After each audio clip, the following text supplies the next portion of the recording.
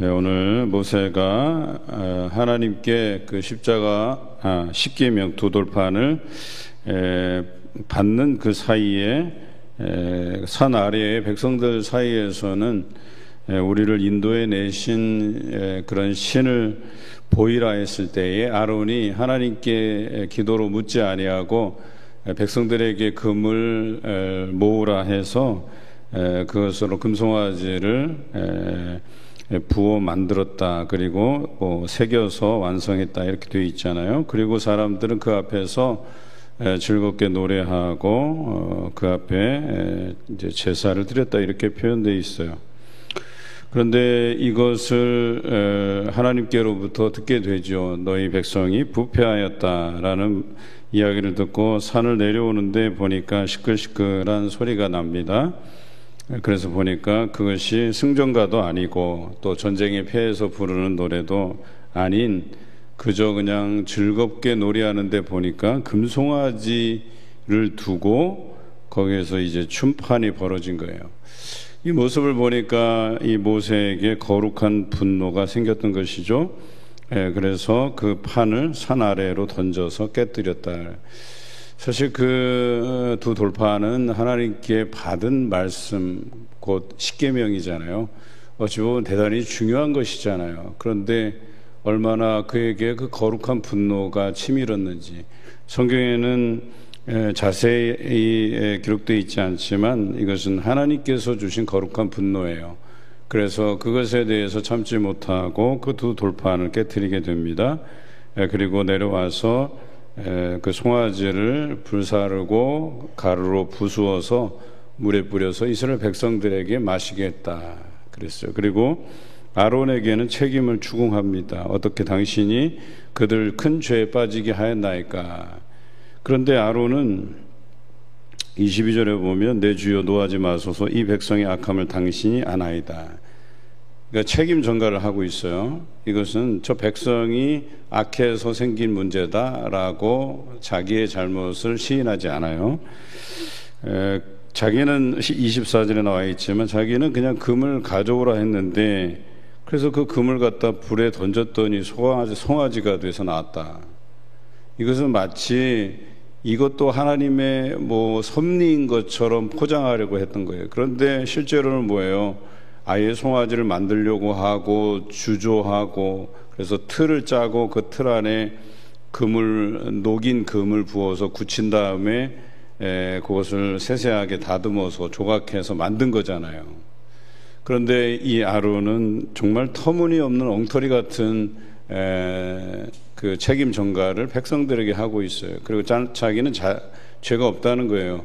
그래서 이것은 자기가 의도하지 않았지만 그 불 속에서 이게 송아지가 돼서 나왔다고 얘기하는 거예요. 정말 어처구니가 없는 핑계죠. 오늘 이 본문 안에서 우리는 두 가지를 묵상해 보려고 합니다. 그 첫째는 성경에서는 분노에 대해서 두 가지로 구분하고 있어요. 하나는 하나님께서 원하시는 거룩한 분노가 있고 하나는 하나님의 의를 이루지 못하는 성내는 것과 동일한 분노가 있어요. 몇 가지 예를 들어보면 가인의 분노와 질투를 보면 알 수 있겠죠. 이것은 하나님께서 원하시지도 않았던 건데 그가 질투하고 분노해서 동생 아벨을 쳐 죽이는 사건이 일어나죠. 이것은 결코 하나님께서 원하시는 거룩한 분노가 아니에요. 두 번째는 모세의 분노죠. 광야에서 지속된 그 백성들의 불평과 원망에 대해서 화가 났죠. 그래서 분명히 하나님께서는 그들이 원하는 대로 바위를 명하여서 그 바위에게 명하여서 물을 내라 그랬는데 모세는 언제까지 너희들이 하나님께 이렇게 원망하고 투정 부릴 거냐, 그러니까 우리가 물을 내랴 하면서 사실은 하나님께서 내시는 건데 우리가 물을 내랴 하고 바위를 두 번 쳐서 물을 내죠. 그런데 하나님께서 명하신 대로 하지 않았어요. 그러니까 자신의 기분, 자기가 이 분노가 이렇게 치밀어 오르는 것을 참지 못했다는 거예요. 거기에는 오늘 이 모세의 모습과는 굉장히 상반된 모습을 보여주고 있어요. 어찌 보면 하나님 앞에 원망하고 불평하는 것에 대해서 분내는 것은 거룩한 분노 아닙니까? 아니에요. 이건 하나님께서 원하시는 분노가 아니었다는 거예요. 그러나 모세가 그 귀중한 십계명을 받은 두 돌판을 깨뜨렸음에도 불구하고 그것은 하나님께서 보시기에 거룩한 분노로 인정된 거예요. 이게 다르다는 거예요. 그래서 모세는 하나님께서 원하시지 않은 그 분노로 인해서 어떻게 돼요? 가나안 땅에 들어가지 못하게 되는 그 엄청난 결과가 초래되죠. 세 번째는 요나입니다. 요나가 니느웨 성을 향해서 회개를 선포하라 했는데 사실 니느웨는 아수르의 수도잖아요. 아수르는 이스라엘의 적국이에요. 적국에 가서 그 사람들이 회개하도록 하라는 거예요. 망해도 시원치 않은데 회개하도록 하는 거예요. 그런데 정말 회개를 선포하니까 사람들이 회개하기 시작하는 거예요. 그것을 내가 너희들이 어떻게 되는가 보겠다고 언덕에 올라가서 보는데 하나님께서 박넝쿨을 처음에 만드셔서 그늘을 세워주셨다가 벌레 먹게 해서 박넝쿨을 없애잖아요. 그때 막 신경질을 내요. 그런데 그 신경질 내는 것에 대해서 하나님께서 내가 분내는 것이 합당하냐 옳으냐 이렇게 물으셔요. 그것이 합당하지 않다는 거예요. 왜냐하면 너는 지금 하룻밤에 났다가 하룻밤에 망한 이 박넝쿨을 아꼈거든 내가 아끼는 저 니느웨의 12만여 명이나 되는 사람들과 짐승들에 대해서는 아끼는 마음이 없느냐라고 그를 책망하시죠. 그런데 반대로 거룩한 분노가 있어요. 예를 들면 사무엘서에 나오는 사울의 경우, 사실 사울이 통치 초반은 상당히 좋았어요. 하나님께서 원하시는 대로 그렇게 통치했지만 통치 후반에 가면 갈수록 이제 하나님의 명령들을 소홀히 여기게 되죠. 그 통치 초반에 보면 암몬 왕 나하스가 길르앗 야베스를 침공해요. 길르앗 야베스 지역은 우리가 지난번에 오후 찬양 예배 때 한번 말씀드렸지만 갓지파에 해당되는 땅이잖아요. 요단 동편이에요. 그런데 그 가까운 암몬이 쳐들어와요. 그런데 그때의 야베스의 장로들이 사울을 찾아가서 우리를 도와달라고 간청합니다. 그때 사울이 하나님의 영에 감동이 돼요. 그래서 거룩한 분노가 치밀어 오르면서 암몬 왕 나하스를 이렇게 무찌르게 되죠. 이런 장면들을 보면 이것이 하나님께서 하나님의 영이 감동되어서 그 거룩한 분노로서 행한 것들이죠. 또 한 가지는 우리가 잘 알고 있는 다윗이에요. 다윗은 골리앗을 보고 분노가 치밀어 올랐어요. 뭐예요? 내가 사시는 이스라엘 군대 하나님을 모욕했다 이거예요. 그러니까 하나님을 모욕하는 저 골리앗을 보니까 이 안에 거룩한 분노가 차오른 거죠. 그래서 그것으로 나가서 골리앗을 무찌르는 장면들이 나오죠. 우리는 거룩한 분노인지 성내에서 하나님의 의를 이루지 못하는 분노인지에 대한 정확한 구분이 필요해요. 그래서 사람들이 성내고 하는 것들이 하나님의 의를 이루지 못하기 때문에 우리는 조심해야 돼요. 말 조심해야 되고 항상 사람들 앞에서 분내지 않도록 조심해야 돼요. 제가 오해를 참 많이 사요. 얼굴이 화난 얼굴처럼 보이잖아요. 이게 참 쉽지 않아요. 제 아내가 그래요. 이렇게 늘 설교하면서 인상을 좀 피고 하라고. 그래서 웃으면서 하라고. 웃으면 참 좋은데 그래서 하루는 하도 저는 이제 너무 몰입하는 스타일이라 몰입하다 보면 인상도 찌푸려지고 막 이러는가 봐요. 그래서 설교 원고에다가 맨 위에다가 인상 펴고 각 장마다 인상 펴고 2장 또 인상 펴고 그래서 하다가 인상이 찌부러졌다가 다음 장 넘어가면 다시 활짝 폈다가 그랬던 기억이 나요. 그런데 여러분 정말 우리가 거룩한 분노의 모습도 있어야 된다는 거예요. 뭐에 대해서? 죄에 대해서. 악한 것들에 대해서 죄에 대해서 하나님의 영이 감동이 되어서 그것에 대해서 우리가 거룩한 분노를 가질 수 있어야 된다는 거예요. 그냥 죄를 묵과하고 간과해서는 안 된다는 거예요. 그러나 정말 이거는 화내서 될 문제가 아닌데 하나님께서 원하시는 것이 아닌데도 불구하고 썩내는 것은 결과적으로 하나님의 의를 이루지 못한다. 그러나 오늘 이 모세의 분노는 거룩한 분노였다는 거예요.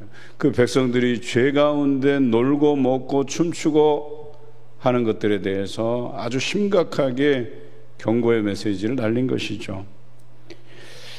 이제 두 번째 우리가 묵상해 볼 것은 아론의 태도예요. 아론은 지도자예요. 지도자는 책임지는 자예요. 저도 담임 목사라고 하는 이 직함은 어떤 문제가 생기면 담임 목사가 최종적으로 책임지게 돼 있는 거예요.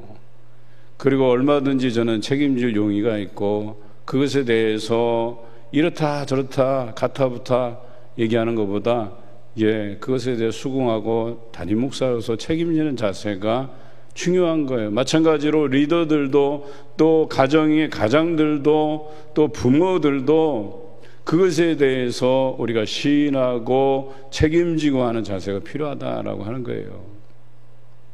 여러분, 자녀가 잘못됐을 때 그게 자녀 책임만은 아니에요. 부모가 잘 지도했었어야죠. 세심하게 살폈어야죠. 저희들도 우리 아이들이 자라가면서 자잘한 실수들이 있잖아요. 그런데 혼내기만 해서 되는 건 아니에요. 책임을 통감할 수 있어야 되는 거예요. 그래, 너도 잘못했으니까 너도 책임지고, 너를 제대로 가르치지 못한 부모도 책임지고, 이런 책임지는 자세가 필요하다라고 하는 거예요. 우리로 인해서 피해를 당한 사람이 있으면 그 피해 당한 사람에게 그 충분한 보상을 해야 될 필요가 있다는 거예요. 지난번에 우리가 배상법에 대해서 출애굽기 말씀을 묵상하다가 또 공교롭게도 그 비슷한 시기에 우리 아이들이 사소하게 잘못한 것들로 인해서 누군가가 피해를 입었어요. 그래서 미안한 마음에 이 사람이 그래도 그 피해 당한 것에 대해서 충분히 우리가 사과하고 미안하다 하고 또 뭐 혹시라도 그 피해 입은 것들이 있으면 우리가 충분히 배상하겠다고 그런 마음을 주시더라는 거예요. 이게 책임 있는 자세라고 얘기하는 거예요. 우리가 살아가면서 누구에게 해악을 끼쳤다 그러면 여러분 가서 우리가 그 사람을 위로할 만큼의 충분한 피해 보상과 더불어서 사과와 그래서 저 사람이 충분히 만족할 만하게 그렇게 우리가 마음을 다해야 된다. 이게 책임 있는 자세 아니겠습니까? 리더들은 그래야 된다는 거예요. 리더들뿐만 아니라 오늘 그리스도인들은 빛과 소금이라고 하는 것이 되라고 하시는 것은 바로 책임지는 자세를 가지라고 얘기하는 거예요. 사회에 대해서, 교회에 대해서, 가정에 대해서, 성도에 대해서, 이웃에 대해서, 국가에 대해서, 전 인류에 대해서. 요즘 탄소 그 배출량을 줄이자 뭐 이런 이야기도 많이 들어보셨죠? 그래서 쓰레기 줄이는 것도 교회의 운동이 되어가고 있어요. 교회마다 쓰레기 배출량을 줄이려고 많이 애쓰고 노력해요. 우리 교회도 그렇게 가야 돼요, 사실은. 그런데 SNS에 어느 목사님이 참 그 교회는 뭐 한 2,000명 넘어가는 대단한 교회예요.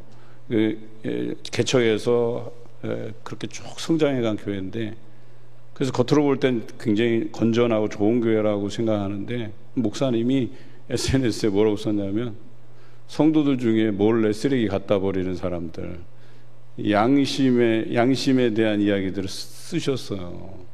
여러분 그런 건전한 교회 같은데 성도들 중에 일부 몰지각한 사람들이 그냥 교회에다 갖다가 그냥 쓰레기를 투척하고 자기네 쓰레기는 자기네들이 알아서 해결을 해야지 그걸 왜 교회 와서 주일 예배 드리는 김에 쓰레기 쌓아갖고 거기 교회 쓰레기통에다 버리는 게 그게 무슨 성도의 양심이라고 그런 글을 썼더라고요. 그래서 그분이 마지막에 우리 교회 성도가 아니길 바랍니다. 그러니까 뭐 외부에서 와서 성도인 채 하고 와서 이렇게 버리고 갔을 가능성도 있잖아요. 그런데요 정말 우리는 책임지는 자세가 필요해요. 우리는 양심의 거리낌 없이 그리스도의 제자로서 우리가 살아내야 될 삶들이 있다라고 하는 것이죠. 이 한 주간을 정말 거룩한 분노, 죄에 대해서 우리가 화낼 줄 알고 또 우리가 이 땅에서 거룩한 책임감을 가지고 살아가시는 여러분 되시기를 주님의 이름으로 기원합니다.